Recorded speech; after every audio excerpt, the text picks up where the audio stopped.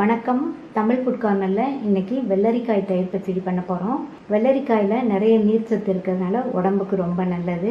150 gram வெள்ளரிக்காயை wash பண்ணி தொடச்சி எடுத்து வச்சுருக்கேன். இப்போ இதை தோலோடையே சின்ன சின்ன பீசஸாக கட் பண்ணிக்கலாம். இந்த அளவுக்கு சின்ன சின்ன பீசஸாக கட் பண்ணிக்கோங்க.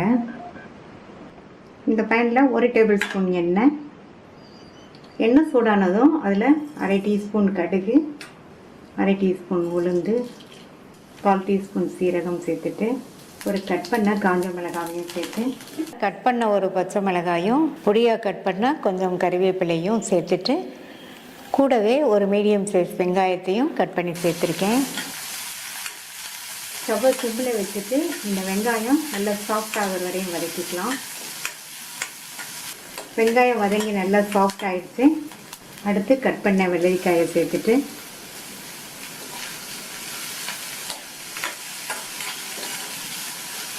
லைட்டாக ஒரு வதக்கு மட்டும் வதக்கி விட்டுட்டு இது கூட 2 பிஞ்ச் மஞ்சள் தூளும் 1/4 டீஸ்பூனில் பாதி பெருங்காய பவுடர், இந்த டிஷ்ஷுக்கு தேவையான அளவு உப்பு, நான் 1/2 டீஸ்பூன் உப்பு சேர்த்துருக்கேன். அப்புறமா தேவைப்பட்டால் செக் பண்ணிவிட்டு சேர்த்துக்கலாம். மறுபடியும் ஒரு பரட்டி விட்டுட்டு மூடி வச்சுருங்க. இந்த வெள்ளரிக்காய் ரொம்ப சாஃப்டாக வெந்துடக்கூடாது, க்ரன்ச்சியாக இருக்கணும்.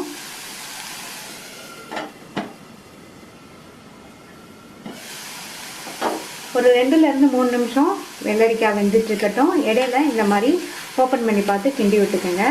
வெள்ளரிக்காய் ரொம்ப வெந்ததுன்னா அதிலேருந்து தண்ணி வெளியில் வந்துடும். அதனால் க்ரன்ச்சியாக இருக்கிற மாதிரி வேக வச்சுக்கலாம். மறுபடியும் மூடி வச்சிடுறேன். வெள்ளரிக்காய் வெந்துட்டு இருக்கும்போது ஸ்டவ்வை மீடியம் ஃப்ளேமில் வச்சுருங்க. இப்போ 2 நிமிஷம் ஆச்சு. காய் க்ரன்ச்சியாக இருக்கிற மாதிரி வெந்திருக்கு. நம்ம சின்ன சின்ன பீசஸாக கட் பண்ணி போட்டிருக்கிறதுனால 2 நிமிஷத்துலேயே அந்த அளவுக்கு வெந்துடும். இப்போ ஸ்டவ் ஆஃப் பண்ணிவிட்டு இதை ஆற விட்டுறலாம்.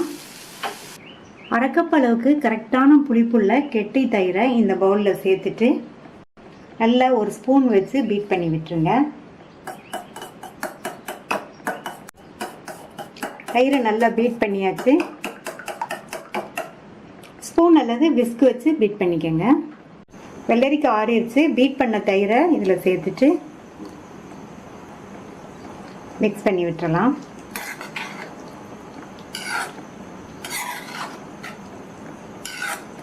நல்லா க்ரீமியாக சூப்பரான டேஸ்ட்டில் வெள்ளரிக்காய் தயிர் பச்சடி ரெடி ஆயிடுச்சு. இந்த தயிர் பச்சடி மீல் சாப்பிடும்போது சைட் டிஷ்ஷாக வச்சு சாப்பிட்றதுக்கு நல்லாயிருக்கும். சப்பாத்திக்கு தொட்டு சாப்பிட்றதுக்குமே ரொம்ப ரொம்ப சூப்பராக இருக்கும். உடம்புக்கும் ரொம்ப நல்லது.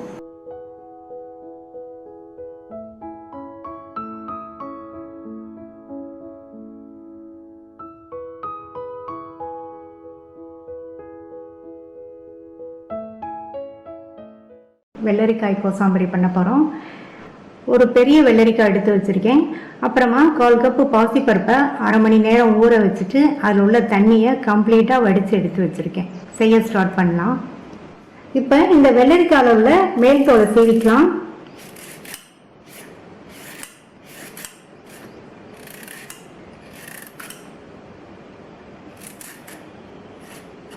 சீவியாச்சு. 2 சைடும் லைட்டாக கட் பண்ணிவிட்டு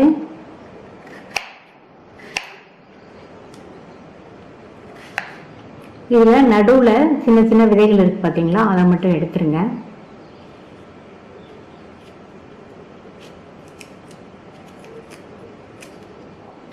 இந்த மாதிரி எடுத்துட்டு இதை சின்ன சின்ன பீஸஸாக கட் பண்ணிக்கலாம்.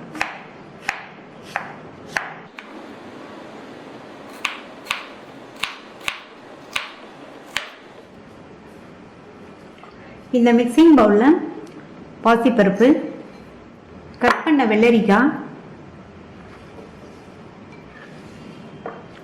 ரெண்டையும் மிக்ஸ் பண்ணிக்கலாம்.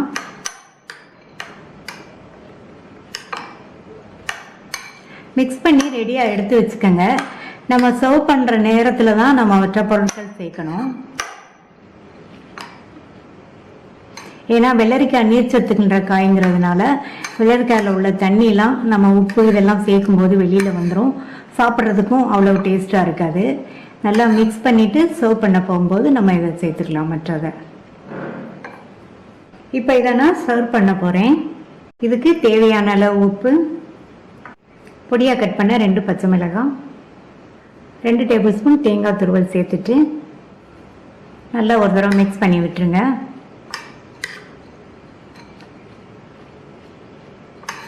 ஃபைனலாக இதில் உங்களுடைய புளிப்பு சுவைக்கு தகுந்தபடி லெமன் ஜூஸ் சேர்த்துக்கலாம். நான் 1/2 டீஸ்பூன் போல் சேர்த்துருக்கேன். அடுத்து பொடியாக கட் பண்ண கொத்தமல்லி இலைகள் நல்லா மிக்ஸ் பண்ணிவிட்டு டிஸ்பிளே பவுலுக்கு மாற்றிடலாம். ரொம்ப வேகமாக 5 நிமிஷத்துக்குள்ளே செஞ்சாச்சு. ஹெல்த்தியான டேஸ்டான வெள்ளரிக்காய் கோசாம்பரி ரெடி ஆயிடுச்சு.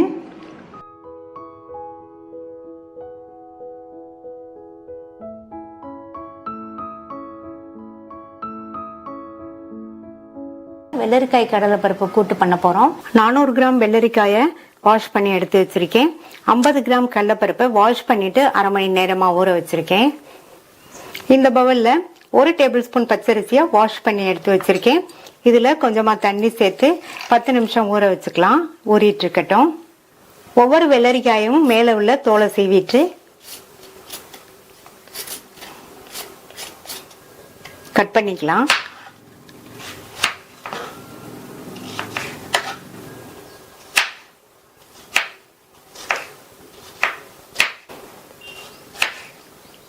இந்த வெள்ளரிக்காயில விதைகள் கொஞ்சம் பிஞ்சா இருக்கிறதுனால நான் விதைகளோடய கட் பண்றேன். விதைகள் ஒருவேளை முத்தலா இருந்தா அந்த விதைகளை நீக்கிட்டு நீங்க கட் பண்ணிக்கங்க. இதே மாதிரி மீதி உள்ள வெள்ளரிக்காயில உள்ள தோலை சீவிட்டு கட் பண்ணி வச்சுக்கலாம். ஃபர்ஸ்ட் கடலைப்பருப்பை வேக வச்சுக்கலாம். இந்த பேன்ல ஊற வச்ச கடலைப்பருப்பு, 1/4 டீஸ்பூன் மஞ்சள் தூள், 3/4 கப் தண்ணி சேர்த்திருக்கேன். நல்லா கலந்து விட்டுருங்க. இந்த கடலைப்பருப்பை குழையாம சாஃப்டா வேக வச்சுக்கோங்க. கடலைப்பருப்பை ஊற வச்சிட்டோம்னா வேகமாக வெந்துடும். ஒருவேளை ஊற வைக்கலைன்னா குக்கரில் சேர்த்துட்டு 1 விசிலோ 2 விசிலோ வேக வச்சுக்கோங்க. இந்த மிக்ஸி ஜாரில் 3 டேபிள் ஸ்பூன் தேங்காய் துருவல், ஊற வச்ச பச்சரிசி, 3 பச்சை மிளகாய், மிளகாய் உங்களுடைய காரத்துக்கு தகுந்தபடி சேர்த்துக்கோங்க, 1 டீஸ்பூன் சீரகம். இதில் கொஞ்சமாக தண்ணி சேர்த்து லேஸ் கொரகொரப்பாக இருக்கிற மாதிரி அரைச்சிக்கலாம். சேர்த்த கடலைப்பருப்பு வெந்துருச்சு. குழையலை சாஃப்டாக வெந்திருக்கு பாருங்க. இது கூட கட் பண்ணி வச்ச வெள்ளரிக்காய்,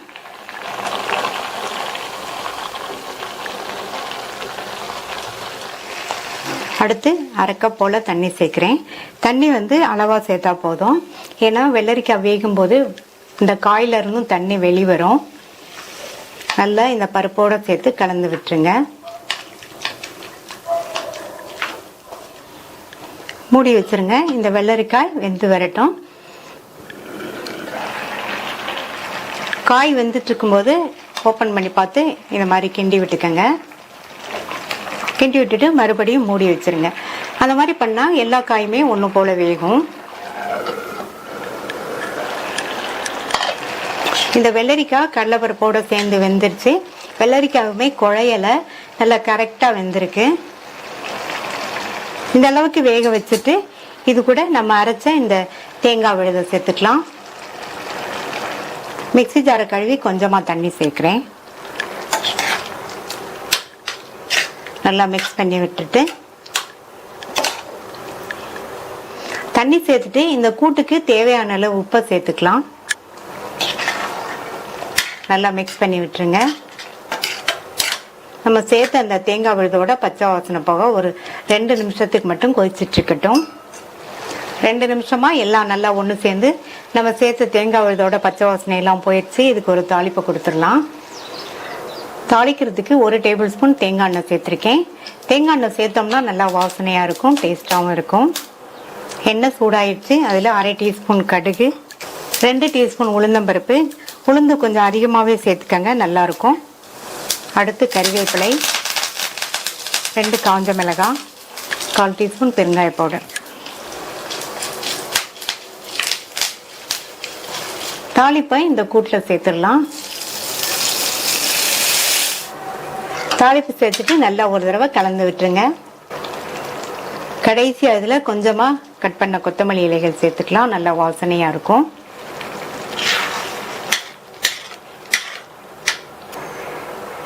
டேஸ்டான ஹெல்த்தியான வெள்ளரிக்காய் கடலைப்பருப்பு கூட்டு ரெடி ஆயிடுச்சு. இந்த சம்மர்ல இந்த வெள்ளரிக்காய் கூட்டை அடிக்கடி நம்ம செஞ்சு சாப்பிடலாம். நீங்களும் ட்ரை பண்ணி பார்த்துட்டு உங்க கமெண்ட்ஸை சொல்லுங்க. தேங்க்யூ.